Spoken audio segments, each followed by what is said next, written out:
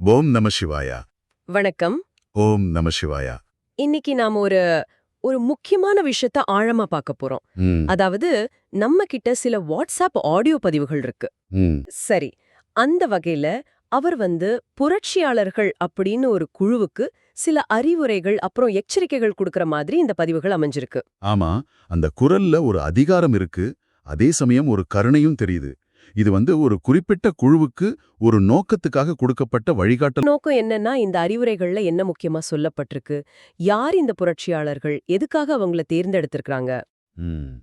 அவங்களுக்குள்ள எப்படிப்பட்ட ஒற்றுமை வேணும், குருவோட பங்கு என்ன, அவங்க செய்ய வேண்டிய வேலை, அதுக்கான பலன் என்ன, இதையெல்லாம் புரிஞ்சுக்க முயற்சி பண்ணுவோம். சரி. சரி, முதல்ல ஆரம்பிக்கலாமா? இந்த புரட்சியாளர்கள் யாரு, ஏன் அவங்க தேர்ந்தெடுக்கப்பட்டாங்க, அங்கிருந்து தொடங்குவோம். நிச்சயமா. அந்த பதிவுல குரு நேரடியா உங்கள தான், அதாவது கேக்குறவங்கள புரட்சியாளர்கள்னு சொல்றாரு. புரட்சியாளர்களா? அதுவே ஒரு ஒரு பெரிய வார்த்தையா இருக்கே. ஆமா. ஏன் அப்படி சொல்றாருன்னா, நீங்க பல பிறவிகள்ல பெரிய கஷ்டங்கள சந்திச்சவங்கன்னு சொல்றாரு. அவமானங்கள், இழப்புகள், தோல்விகள் இதெல்லாம் வாழ்க்கையில நிறைய பார்த்தவங்க. ஓஹோ. ஒரு கட்டத்துல எதுக்கு பொறந்தோம், என்ன வாழ்க்கை இதுன்னே தெரியாம ஒரு விரக்தியில அலைஞ்சவங்கன்னும் சொல்றாரு. பல பிறவிகளாவா? அப்போ இது ரொம்ப காலம் நடக்கிற ஒரு போராட்டமா? ஆமா. அந்த பதிவுல வர்ற மாதிரி போன பிறவிகள்லயும் ஏதோ புரட்சி பண்ண, ஒரு மாற்றம் கொண்டு வர முயற்சி பண்ணி, அது முடியலையேங்கிற ஒரு வருத்தமும் உங்களுக்கு இருந்திருக்கு. ம். சில சமயம் ரொம்ப கஷ்டம் அதிகமாகி கடவுளே இல்லையான்னு சலிச்சுக்கிற நிலைமையும் வந்திருக்கு போல. சரியா சொன்னீங்க. அந்த பிறவிகளோட போராட்டங்கள், தேடல்கள், அப்புறம் அந்த ஏமாற்றங்கள், அதோட தொடர்ச்சி தான் இந்த பிறவியும்னு குரு சொல்றாரு. அதனாலதான் இப்பவும் நிறைய சொத்து, உடைமைகள்லாம் இழந்து நிக்கிறீங்கன்னு சொல்றாரு. அவர் வார்த்தையிலேயே சொன்னா, பல அவமானங்களையும் மிதித்து, பல சொத்துக்களையும் உடைமைகளையும் இழந்து தகித்துள்ளீர்கள். தகித்துள்ளீர்கள் அந்த வார்த்தையே வழியே காட்டுது. அப்போ இந்த புரட்சியாளர்கள் திடீர்னு வரல, பல ஜென்மமா ஒரு லட்சியத்துக்காக போராடி அடிபட்டு பக்குவப்பட்டவங்க. ஆமா, பக்குவப்பட்ட ஆன்மாக்கள். சரி, அப்படிப்பட்டவங்கள தேர்ந்தெடுத்து புரட்சியாளர்கள்னு கூப்பிட்டு ஒரு குழுவா சேர்க்கும்போது அவங்களுக்குள்ள எப்படி இருக்கணும்னு சொல்றாரு. 5 பேர், 10 பேர், 20 பேர்னு எண்ணிக்கை மாறலான்னு சொல்றாரு. ஆனா அவங்க எப்படி இயங்கணும்? இது ரொம்ப முக்கியம். குரு ரொம்ப அழுத்தமா சொல்றது ஒற்றுமையை தான். நீங்க எத்தனை பேரா இருந்தாலும் சரி, எல்லாரும் உங்கள ஒரே ஆன்மான்னு தான் நினைச்சுக்கணுங்கிறாரு. ஒரே ஆன்மாவா? ஆமா. பேரு வேற, உடம்பு வேற, ஆனா உள்ள இருக்கிற ஆன்மா ஒண்ணுதான் அப்படிங்கிற எண்ணம் வேணும். அதனால உங்களுக்குள்ள எந்த வேறுபாடும் இருக்கக்கூடாது. எல்லாரும் சமம். அது சொல்லும்போது சமமான எதை அப்படின்னு கேக்குறாரு. அப்படின்னா எந்த விதத்திலயும் ஏற்றத்தாழ்வு இல்ல, எல்லாரும் ஒண்ணுங்கிறது தான் பொருள். முழுமையான சமத்துவம். ஒரே ஆன்மா, முழுமையான சமத்துவம். இது கேட்க நல்லா இருக்கு. ஆனா நடைமுறையில கஷ்டமாச்சே. முக்கியமா முடிவெடுக்கும்போது கருத்து வேறுபாடு வருமே, அதை எப்படி சரி பண்ண சொல்றாரு? அங்கதான் அந்த ஒரே ஆன்மாங்கிற கருத்து உண்மையா வேலை செய்யுது. குழுவுல யாரு ஒரு முடிவு எடுத்தாலும் அது எல்லாரோட முடிவா ஏத்துக்கணுங்கிறார். ஒருத்தர் சரி அப்படின்னு சொன்னா மத்தவங்களும் மனப்பூர்வமா ஏத்துக்கணும். என்னோட கருத்து, உன்னோட கருத்து, நான் பெரியவன், இதுக்கெல்லாம் எடவே இல்ல. ம். ஒரே உயிர் என்று எண்ண வேண்டும்னு திரும்ப திரும்ப சொல்றாரு. அதாவது ஒருத்தரோட உணர்வு, வலி, சந்தோஷம் எல்லாமே மத்தவங்களுக்கும் பொதுங்கிற மாதிரி இருக்கணும். இந்த ஒற்றுமைதான் அந்த குழுவோட அஸ்திவாரம். இது இல்லன்னா அந்த புரட்சி சாத்தியமில்லைன்னு சொல்றார். ஒரு கூட்ட உணர்வு, அதுதான் முக்கியம். சரி, இந்த குழு ஒரு குறிப்பிட்ட வேலைக்காக வந்திருக்குன்னு சொல்றாரு. ஆமா. ஆனா அதை செய்யும்போது குரு எப்படி கூட இருப்பாரு? நேரடியா வருவாரா? இல்ல, அதுதான் இங்க சுவாரஸ்யமே. குரு, அதாவது அகத் சித்தர், உங்க முன்னாடி நேரடியா வரப்போறதில்லன்னு சொல்றாரு. அவர் ஒரு ஒரு மறைமுகமான சக்தியா தான் இருப்பாரு. அவர் பயன்படுத்துற ஒரு உருவகம் இருக்கு. என்ன அது? தன்னை ஒரு முதலாளி மாதிரி நினைச்சுக்க சொல்றாரு. முதலாளியா? இது கொஞ்சம் வித்தியாசமா இருக்கே. குரு, தந்தை, நம்பன்னு சொல்றதுதானே வழக்கம். ஏன் முதலாளின்னு சொல்றாரு? நல்ல கேள்வி. அவர் என்ன சொல்றாருன்னா, யானை மறைமுகமாக இருந்து முதலாளி போல் உங்களை பார்த்து கொண்டே இருப்பேன் அப்படிங்கிறாரு.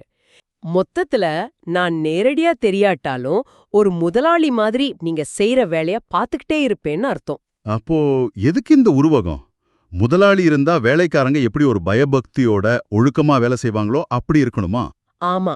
முதலாளி இல்லனா சில சமயம் நான் பெரியவன், நீ பெரியவன்னு போட்டி வரும் இல்லையா? ஆமா. அந்த மாதிரி ஆகிடக்கூடாது. குரு எப்பவும் பாத்துக்கிட்டு இருக்காருங்கிற எண்ணம் அது ஒரு விதமான சுய ஒழுக்கத்தை பொறுப்புணர்வை கொடுக்கும். புரியுது. இது பயமுறுத்துறதுக்கு இல்ல, அந்த வேலையோட முக்கியத்துவத்தை உணர்த்துறதுக்கு. குரு பார்க்கலேனாலும் நம்ம மனசாட்சிப்படி சரியா செய்யணும்னு தோணும். கரெக்ட். அகக்கட்டுப்பாடு தான் முக்கியம். சரி, மறைமுகமா இருந்து பார்க்கறேன்னு சொல்றாரு. ஆனா வழிகாட்டுதல் எப்படி கிடைக்கும்? வேலை செய்யும்போது சந்தேகம் வரும், அடுத்து என்ன செய்யணும் தெரியாம போகும். அப்போ அதுக்கும் பதில் இருக்கு.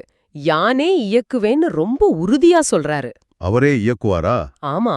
அதனால நீங்க அவரை தேடி போய் சாமி இத சொல்லுங்க அத சொல்லுங்கன்னு கேட்க தேவையில்லைங்கிறாரு. எதிர்காலத்துல சொல்ல வேண்டியத அவரே சொல்வாராம். சில விஷயங்களை அவரே பரப்புவாருன்னு சொல்றாரு. அப்போ அவரை கூப்பிடவே தேவையில்லையா? தேவைப்படும் போது அவரே பேசுவாரா? ஆமா. அழைக்க தேவையில்லை என்பேன், அப்பனே நானே வந்து அழைத்தே உங்களுக்கு வாக்குகளும் சொல்ல வேண்டும் சொல்றாரு. உங்களுக்கு எப்ப தேவையோ அப்ப அவரே வருவாரு, பேசுவாரு, வாக்குகள் கொடுப்பாரு. வாக்குகள்னா எப்படி? உள்ளுணர்வா இல்ல வேற யார் மூலமாவா?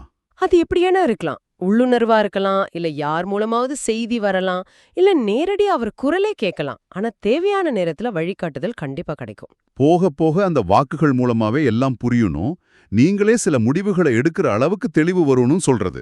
அது ஒரு நம்பிக்கை கொடுக்குது. ஆமா. ஆரம்பத்துல வழிகாட்டல் அதிகமா இருந்தாலும் போக போக ஞானத்துல வளர்ந்து நீங்களே முடிவெடுக்கிற பக்குவம் வரும்னு சொல்ற மாதிரி இருக்கு. அப்படிதான் தோணுது. அந்த வழிகாட்டல் உங்களை சுதந்திரமா செயல்பட வைக்கிற ஞானத்தை நோக்கி கூட்டிட்டு போகும்.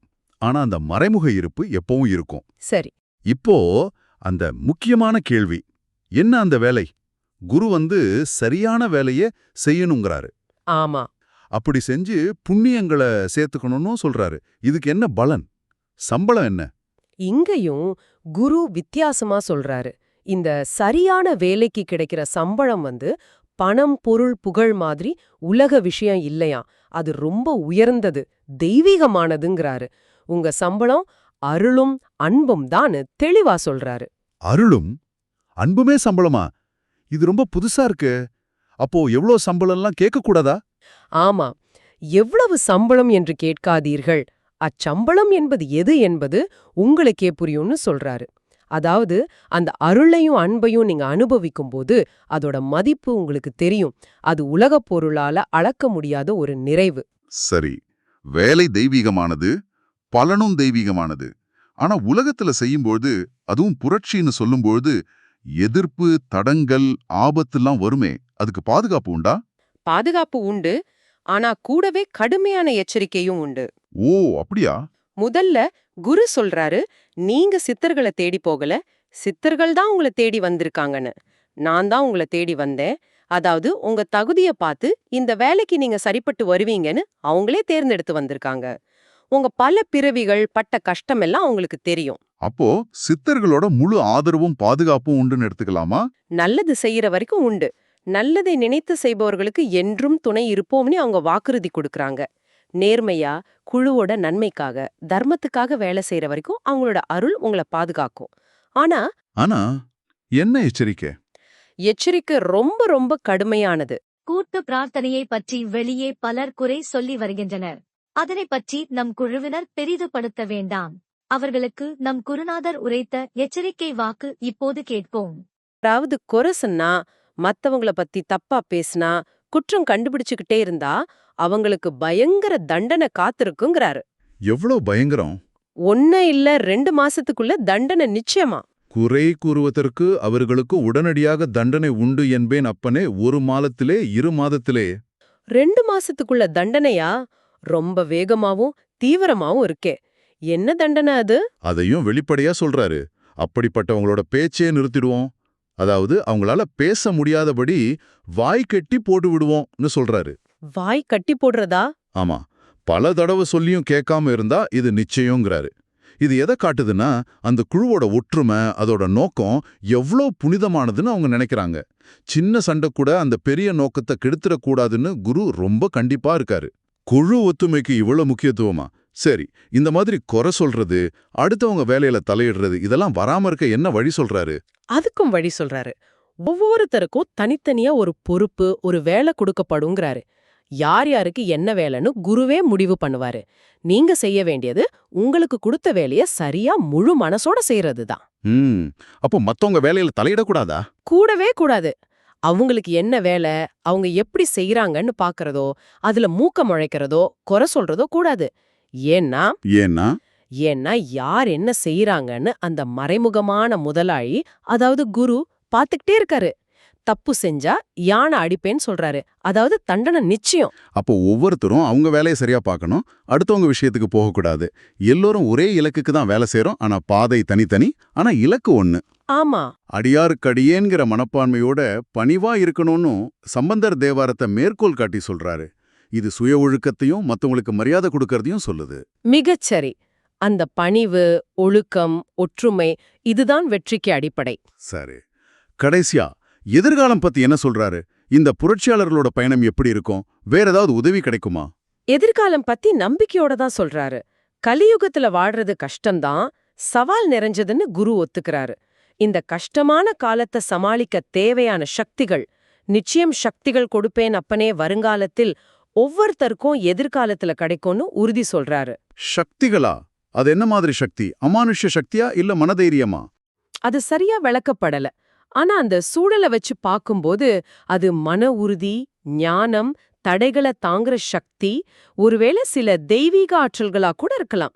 முக்கியமா அவங்க அந்த வேலையை செய்யறதுக்கும் கலியுகத்தோட பாதிப்புல இருந்து தங்களை காப்பாத்திக்கிறதுக்கும் தேவையான சக்தியா இருக்கும். இன்னொன்னு, நீங்க ஏற்கனவே பல பிறவிகள்ல பட்ட கஷ்டத்தால ஒரு பக்குவ நிலைக்கு வந்துச்சீங்க. பக்குவ நிலை பற்றுவிக்கின்றீர்கள்னு சொல்றாரு. அந்த பக்குவத்தால என்ன நல்லது? அந்த பக்குவம் காரணமா பல விஷயங்கள் உங்களுக்கு தானாவே புரிய ஆரம்பிக்குங்கிறாரு. குருவே அது உங்க உள்ளுக்குள்ள தோற்றுவிப்பாராம். உங்களுக்கே தோன்ற வைப்பேன் ஞானப்பனே. ஞானம்ங்கிறது வெளியிருந்து வர்றதில்ல, உங்களுக்குள்ளே அது மலரும். அது சீக்கிரமே நடக்கும்னு நம்பிக்கை கொடுக்கறாரு. வழிகாட்டுதல் நிக்காதா?